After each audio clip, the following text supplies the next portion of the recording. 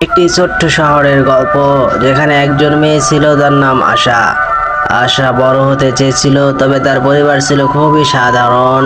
তার বাবা একজন ছোট্ট দোকানদার আর মা গৃহিণী। যখনই আশা তার স্বপ্নের কথা বলল, তখন তার মা চিন্তিত হতেন, কারণ তারা জানতেন যে তাদের আর্থিক অবস্থান ভালো নয়। তবু আশা কখনো দমে যায়নি। ছোটবেলা থেকেই তার পড়াশোনার প্রতি অদ্ভুত এক আকর্ষণ ছিল।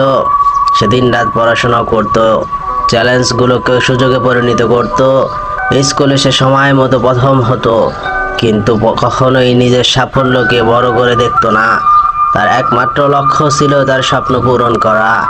একদিন আশা সরকারি বিশ্ববিদ্যালয় মেডিকেল কলেজে ভর্তি হওয়ার জন্য পরীক্ষা দেয়।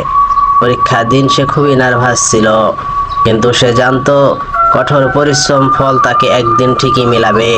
কিছুদিন পর ফলাফল প্রকাশিত হলো এবং আশা প্রথম স্থান অর্জন করলো। তার সাফল্য শুধুমাত্র তার কঠোর পরিশ্রমের ফল নয়, বরং এটি ছিল তার দৃঢ় মনোভাব এবং পরিবারের আশীর্বাদে তৈরি হওয়া এক দৃঢ় ভিত্তি। আশা যখন তার প্রথম মেডিকেল পরীক্ষার ফল দেখলো, তখন তার চোখে জল ছিল। এটি ছিল তার জীবনের সবচেয়ে বড় জয়। আশা আজ একজন সফল ডাক্তার এবং সে জানায়, যদি তুমি সাহসী হও এবং সঠিক পথে চলো, তাহলে পৃথিবী তোমার পদচিহ্ন অনুসরণ করবে।